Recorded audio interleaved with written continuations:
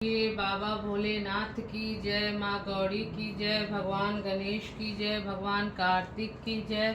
एक समय की बात है कि भगवान शिव और माता पार्वती मनोरम कैलाश पर्वत पर वट वृक्ष के नीचे विराजमान थे कि तभी माता पार्वती ने भगवान शिव से कहा, हे महादेव, आप मुझे कोई ऐसा सरल व्रत बतलाएं जिसमें श्रम अर्थात पूजन, धर्म, कर्म अधिक न करने पड़े तथा फल भी अधिक मिले। हे नाथ, यदि आप मुझ पर अनुकंपा हो तो ऐसी व्रत विधान अवश्य ही बतलाएं।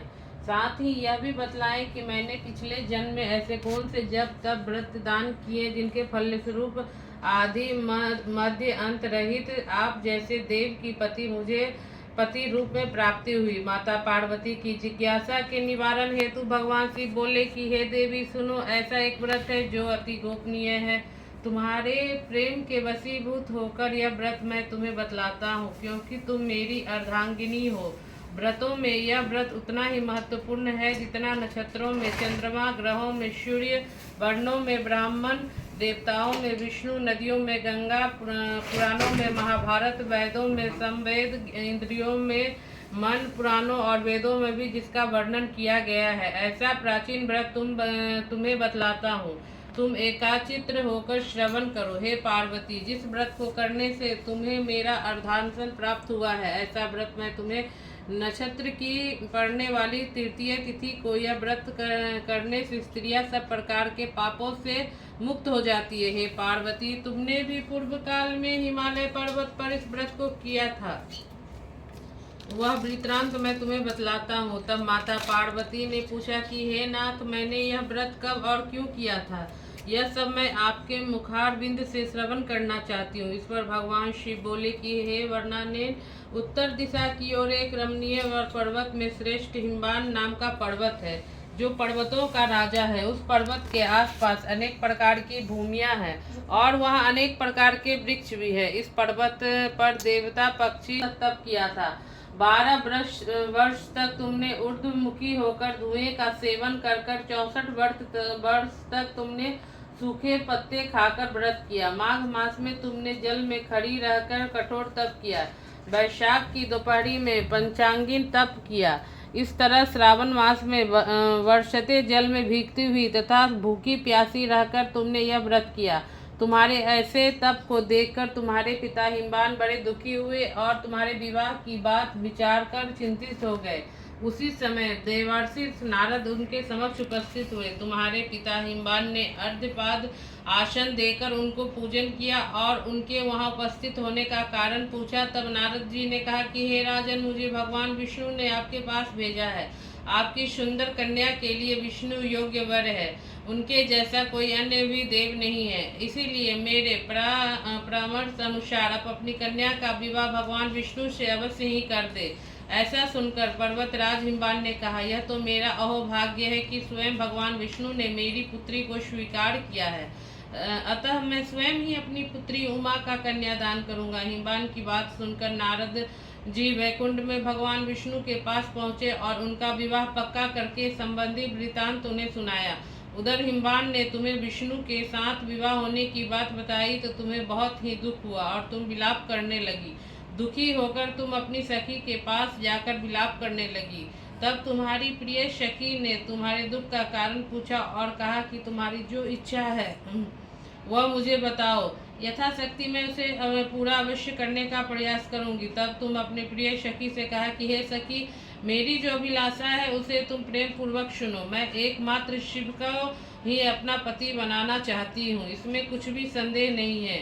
लेकिन मेरे इस विचार को पिताजी ने ठुकरा दिया है, इसीलिए अब मैं शरीर का परित्याग कर दूंगी। ऐसा सुनकर प्रिय सखी ने कहा कि ऐसा कदापि मत करना। तुम ऐसे मेरे साथ किसी ऐसे वन में चलो जहाँ के बारे में पिताजी को भी पता न चल सके। इस प्रकार तुम अपनी सहेली के साथ हिमालय की एक गुफा में चली गई। उधर तुम्हें न पाकर तुम्हारे पिताजी तुम्हें खोजने लगे और दूतों को भी पता लगाने के लिए इधर उधर दौड़ा दिया। फिर उन्होंने मन में विचार किया कि मैंने नारद जी के समक्ष प्रतिज्ञा की है कि मैं अपनी पुत्री का विवाह विष्णु से अवश्य ही करूंगा। ऐसा सोचते सोचते वे मूर्छित हो गए। उन्हें मूर्छित देखकर वहां उपस्थित लोग हाहाकार करते हुए दौड़ पड़े। जब पर्वतराज की मूर्छा टूटी तो लोगों ने उनसे मूर्छा का कारण पूछा। तब उन्होंने कहा कि देवता, दानव, किन्नर और हिंसक जीव में से न मालूम कौन मेरी पुत्री को उठा ले गया है या किसी ने उसे मार डाला है।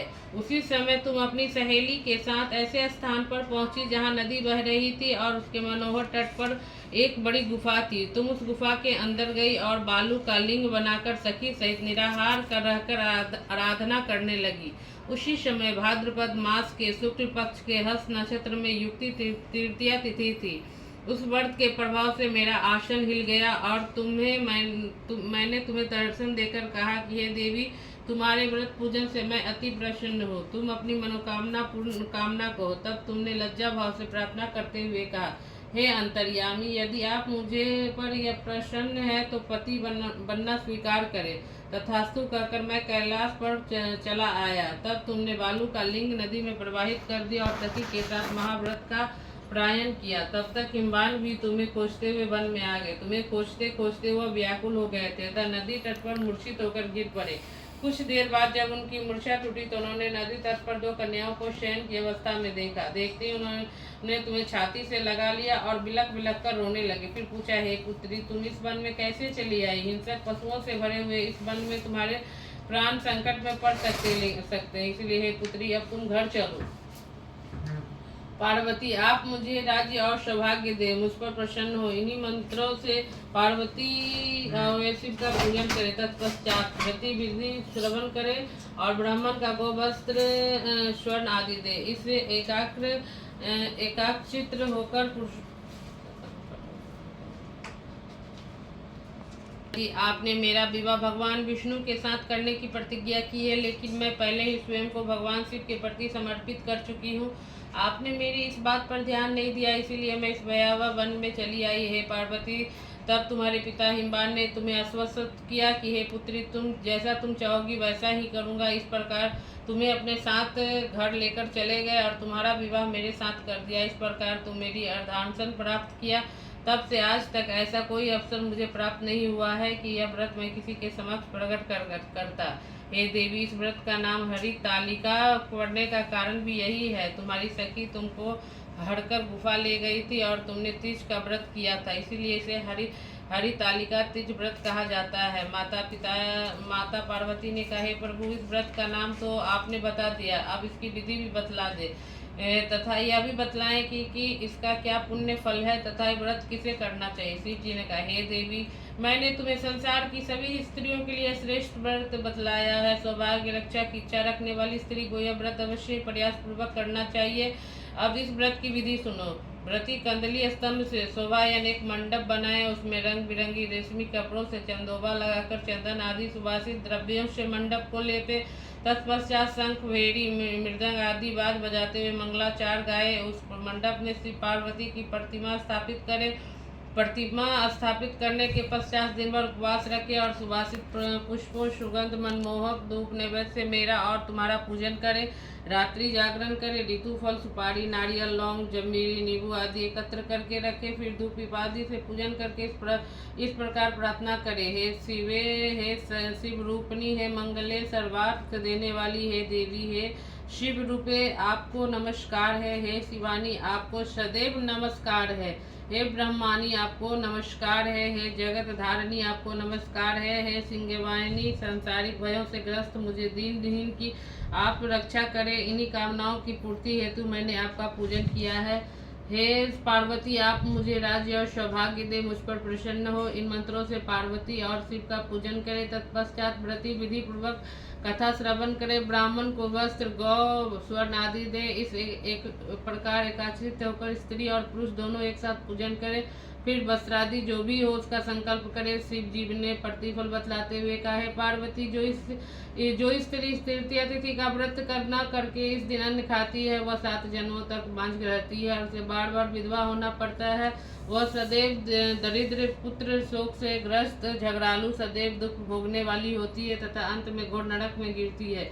इसी तरह मांसाहार करने वाली स्त्री बाघिन, दही खाने वाली स्त्री बिल्ली, मिठाई खाने वाली चींटी तथा सब कुछ खाने वाली स्त्री मक्खी बनती है। स्थिति को अन्न खाने से स्त्री को शुक्री, फल खाने से बंदरिया, पानी पीने से जोंक, दूध पीने से स्वर्णी,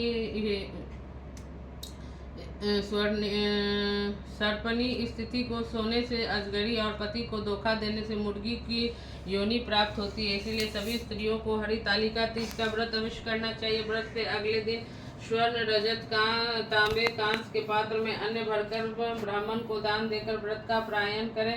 जो स्त्री इस प्रकार का व्रत करती है वो मेरे जैसा पति पाती है और मरने के बाद अगले जन्म में उसका रूप तुम्हारे जैसा हो जाता है। उसे संसार के सभी भोग मिलते हैं तथा अंत में मुक्ति मिलती है। इस हरितालिका तीज की व्रत कथा सुनने मात्र से जीव को 1000 अश्वमेघ और सैकड़ों बाज के यज्ञ करने का फल मिलता है। देवी, मैंने इस व्रत को यह उत्तम व्रत बतलाया है जिसे करने से निश्चय ही पाप से मुक्ति मिल जाती है।